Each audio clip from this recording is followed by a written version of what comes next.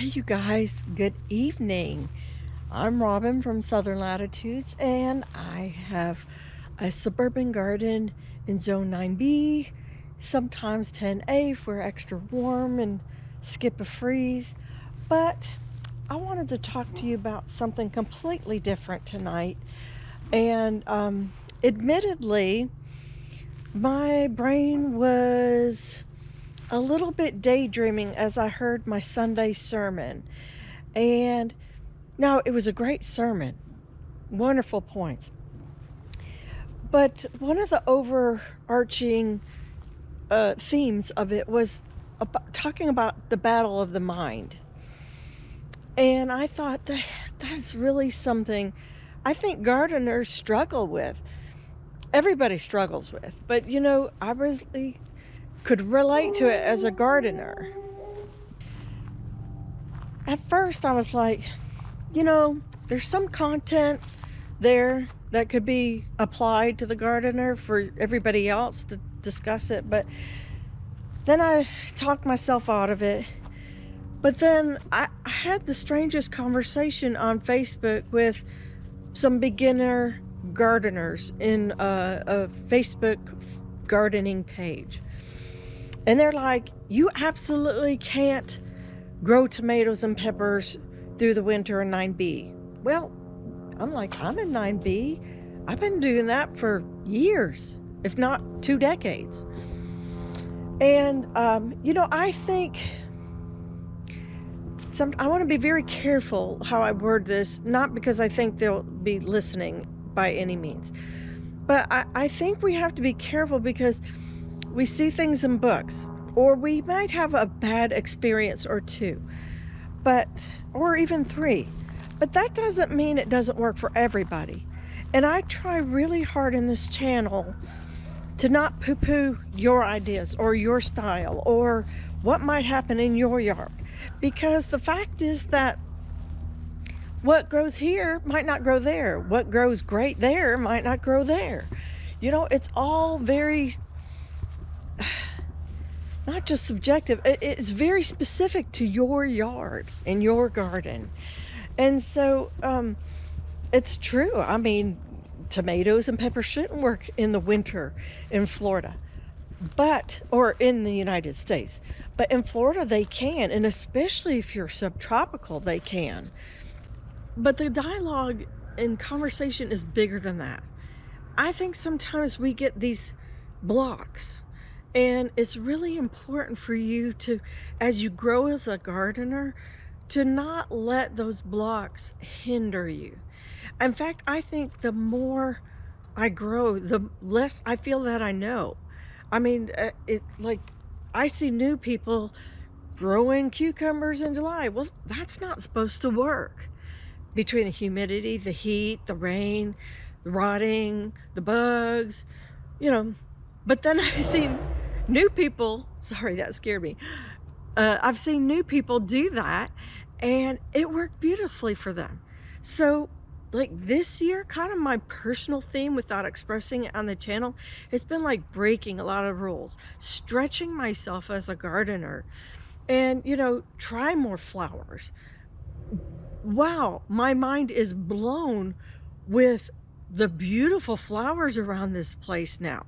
I mean, I was go for the vegetables person, and then we realized that we can't live on vegetables alone, so we put in the fruit trees, and that was nice. But then I was like, and I had little bits of flowers, but I was like really stretching myself. What can we put in? I had a couple blank trellises, and I'm like, really got to do something with that. And bought this itty bitty plant. I didn't know anything about it. Paid a few bucks for it. And it's completely, let me show you, it's completely covering every bit of smoothie garden and over the first trellis like I wanted. And then also I took the yellow almanda from over here on the oak and I put it over here. And it's also putting out the most gorgeous yellow blooms. So we have all sorts of different textures and blooms up here. It's beautiful. But my point is that I would have never known that had I just had a mind block. and let the battle in my mind be won by negativity and defeat of, I can't do it or I shouldn't do it. A book says I can't do it, you know, or somebody on a social media site said I couldn't do it. You know, if you want to do it, you try it. That's really what you should do. I mean, what do you have to lose? A couple bucks? Try to do your best in guessing when it's good to plant it, but you just do you. One of my biggest sources of inspiration doesn't even live in Florida in zone 9, 8, 9, 10. Doesn't even live in zone 7. She lives in 6B. And just watching her work ethic, watching her experiment, she does lose stuff, but she just keeps going, keeps planting what works for her. And I just get so inspired by watching her like almost every single day. She puts out videos Monday through Friday, takes Saturday off, and then Sunday she does a recap. And if you don't know Laura from Garden Answer and her husband, oh my goodness, they are rocking it in a high desert. It looks like a lush, I don't know, fertile wherever zone, It's just amazing what they are doing. And so anyhow, with all that, I also want to say part of my sermon from Sunday, but it was talking about suicide rates and how high they are amongst people. And even teenagers, we talked about how that is just through the roof and how incredibly sad that is. And I think if I am quoting the pastor right, they can trace teen depression back to when social media started. Now, it's not bad in the right context, but it should have its place. Like what happened to me earlier about, people telling you can't grow tomatoes and peppers. Well, I can't, but I didn't let social media defeat me.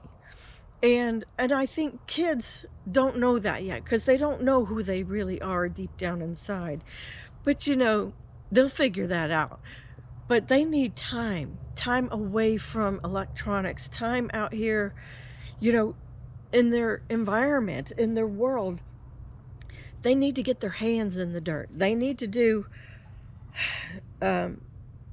whatever it is to get out of their funk and out of whatever their peers are telling them, good or bad, but they just need to grow on who they are deep inside, So the pastor also said over 50,000 people commit suicide a year, and that includes the adults as well. And so gardening is so therapeutic for me. If I'm having a bad day, I come out here, I totally forget my problems. I can totally immerse myself in a great podcast, a great sermon, maybe wonderful worship music, and the world's problems just melt away. And I would love to spread that kind of information for you guys, for you too, and just let you know, just go outside. There's been research that stuff in soil takes away depression. It gives you endorphins and stuff like that. So that all plays into what I'm thinking. And then Saturday night it was, my grandbabies came and their parents, my son and his wife, and we had a couple other guests as well. And we did a tour out here in the yard, and we were just eating, cranberry hibiscus, and we were eating Aunt Molly's ground cherries. We were trying some asparagus. We were trying, all the different longevity spinach, ciso spinach, perennial spinaches, and we tried arugula. And me and my 3-year-old granddaughter, we both pretty much started, throwing it, not throwing it up, but spitting it out at the same time, which was hilarious and funny. If you see me swatting, there's the evening bugs are coming out. But it was fun, and I just, I want not just my grandbabies, but your grandbabies and children, and I want them to grow up well adjusted and aware of their surroundings. Where does their food come from and all that other big stuff, but mostly mentally balanced because they are confident in something. They've learned something out here.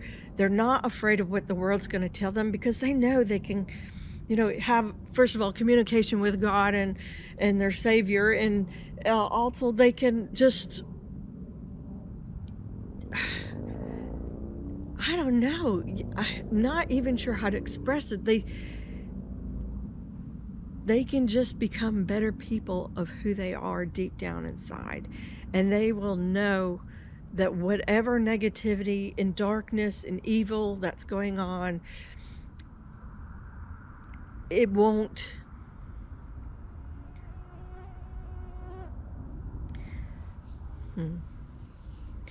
It was so exciting to see that, 2 generations down from me come out here, pick, eat everything. Even we harvested like the butterfly peas and the roselle and the holy basil, and we made tea. And she went right in there. She knew how it all worked. And, that's a confidence built in a child where, it's something that we don't get from a lot of other things. It's definitely not something you're going to get from social media. She's just learned so much because she's had people invest in her and teach her and love on her, and she really embraces, the world around her, and she knows she could trust us, and when we say, "Oh, don't eat that," she doesn't eat that. But I guess where I'm going with this is that the world needs more of this. Less of the input from thousands of people you don't know, and more time with him and with your loved ones, and just connecting. Maybe you're more into connecting about with the earth, and that's okay because there's some value in that too. So regardless, I just wanted to come out here and share with you that, you know don't throw in the towel. Don't be overwhelmed by, whatever people are telling and feeding into you, because you're one of a kind. You're special. God thinks you're his most precious gift. And, you might be fighting with what you see on all TV and social media. We're bombarded constantly with things that play with your emotions. And this is one place you need to come to out here and just be you. Just be you. Just have one-on-one with him. Just, one-on-one with the family member. My son came out, had coffee this morning with me. He gave me 2 hugs and he told me, "I love you." He's at that age where that doesn't always happen for parents. And it was just so precious. If I could just bottle that up and keep it in my heart for my whole life. That's what the garden does for you. It really does. So anyhow, I hope you guys take care. God bless. I really mean it when I say that. God bless you. And I'll see you in the next video.